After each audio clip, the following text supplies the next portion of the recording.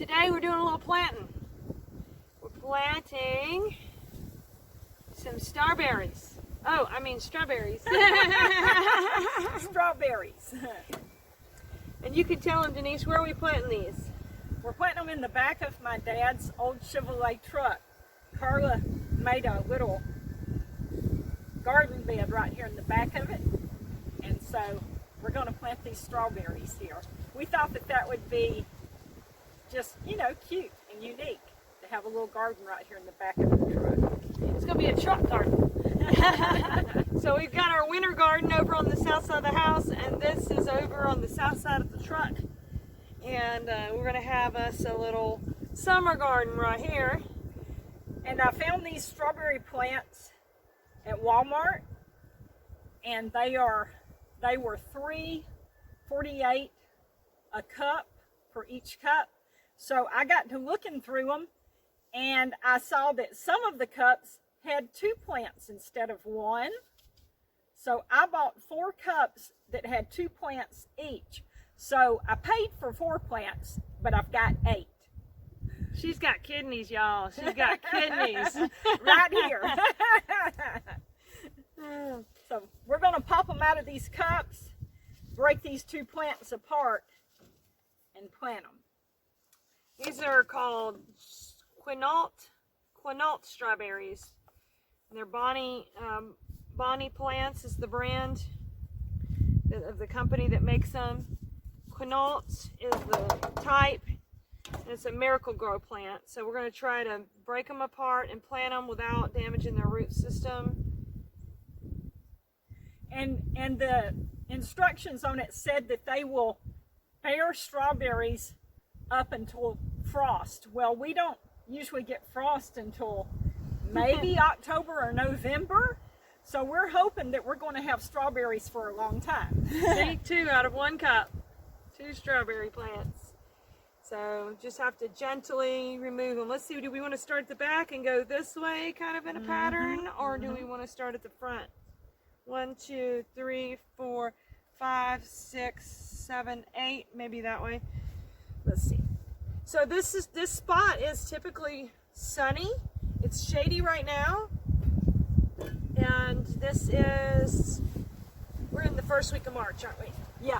First week of March, and this spot is typically shady, but I mean it's typically sunny, and strawberries do like sun. And we made this bed specifically for strawberries. It has a lot of sand in it. Strawberries like sandy soil, so we're hoping. Basically, we're repurposing this truck into a garden because it is not going anywhere. At least not on its own power. The only way it's going to go somewhere is if somebody hooks up to it and drags it off or something. And I'm going to stick these little tags down inside the ground there so that we can remember what kind they are in case we need to know that information later. Yeah, and that can be, that information to know what kind of plant you got is important because I planted some collards and they were Georgia collards and they did nothing. They were no good whatsoever at all. That's because they were from Georgia. Oh, I'm sorry. Just joking. I have really good friends in Georgia. Yeah, they just didn't suit this region or something. And so I got a different type of collard by a different name, and I cannot remember the name of them. But they are wonderful. They grow good. Yeah, and if we knew the name, we could make sure we got those. But I just know not to get Georgia collards. And I got them up at Andrews Hardware in Citronelle, so they only had those 2 kinds. So I just assumed that in the future, you know, they'll have the same 2 kind, and I'll just know, don't get Georgia collards, get these other ones right here.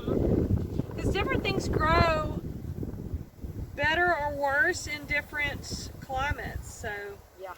sometimes, you know, one thing, it may not that it's a bad product, it just doesn't grow as well in your climate.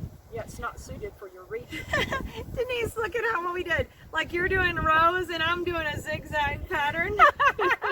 That is so typical of us. She's zigzag and I'm straight roads.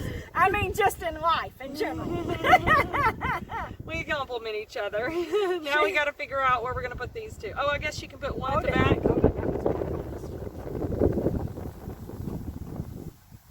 There we go. One at the back and one at the front? Yeah. Okay. Yeah, she, whenever we take our eggs out of the carton, I always take them out in a straight line. She always zigzags them. So we're doing our plants the same way. First time I came to visit her and I did that, I freaked her out. She opened the carton and was like, what happened to the eggs? I was like, what happened to my eggs? It made me dizzy. I didn't know what was going on with my eggs. Okay, you can put those somewhere along in here.